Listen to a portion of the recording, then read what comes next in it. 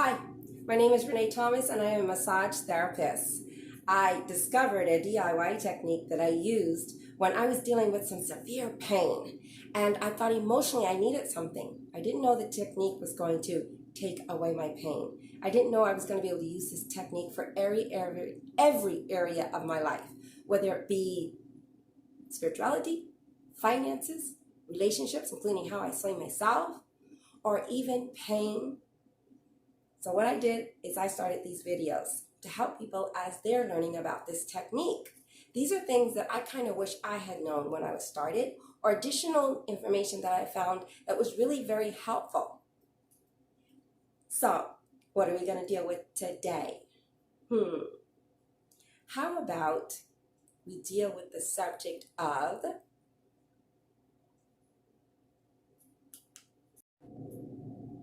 flipping a memory. You'll hear that, flipping a memory. I'm like, what is that? It actually got me stuck for a while. I didn't quite get it. I didn't quite understand it. Okay, so this flipping of a memory takes place after you have dropped your memory or your emotion down to like a 1 or a 0.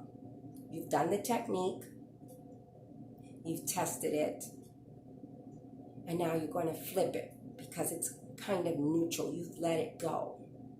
Then you're flipping it. And at first I was like befuddled. I'm like, what is this? I don't know what it is. All it is that you're now going to make the scenario very happy. Okay? The scenario that upset you, you're not going to think of that one. You're going to create something. You're going to use your imagination to create a different scenario. Now, it's not a scenario about, oh, someone apologized to me, or someone said that they were wrong. That's not it, because that means that what happened still happened, okay?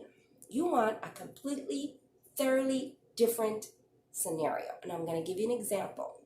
So let's say every time you go to school, you have to face this bully, and this bully is beating you up.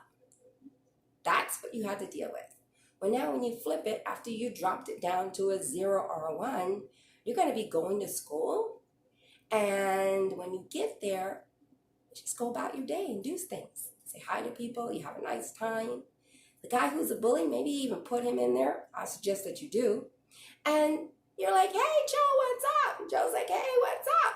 And you just have a nice little old time. Hey, you want to go play football? Yeah, I want to go play football. Whatever it is. You're going to create a whole new different scenario. That is flipping the memory. Now, what you do after you flip it is you look and see, does that feel comfortable? Now, sometimes it's like, yeah, that feels really good. It makes me feel good. And sometimes it's like, no, that's just not going to happen. Oh, I just don't feel good. It means that you didn't really let it all go yet. And that's okay. So all you're going to do is go back to your process of the focus, distract, and happy place, and clean up whatever little bit is making you hang on to it. Then you're going to go back and try to recreate it. And as soon as you can create a happy memory and it feels good and makes you great, then that's the one that you're going to, in the next couple of days, just have it flash through your mind ever so often to kind of get it to embed in there. Because you've dropped that emotion down on the original memory, and now you want to have it cling to something else. Now, why do we do this use of imagination? Well, you're dealing with your subconscious. Remember, subconscious doesn't know right or wrong. It actually doesn't even know what you're thinking of at the moment isn't really happening in the moment. That's why when you watch a movie and you start crying, it's a movie, it's not real, but your emotions are there, okay? And so your subconscious is what you're dealing with. And so you're just creating something nice for it so that it will feed you that feeling. So that's why you're using that. And that is what helps to create the good feeling to be fed to you. So that's what you feel. So that your brain says, hey, that happened so long ago. It didn't impact me in any way. And your subconscious says, yeah, what are you talking about? Life is good. Okay? So that's how you flip a memory.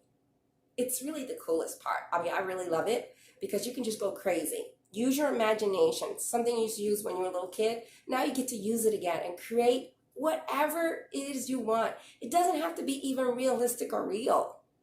It can be fantastical. But it's just giving your subconscious, you're feeding your subconscious something good, because your subconscious doesn't know right or wrong or reality of right now.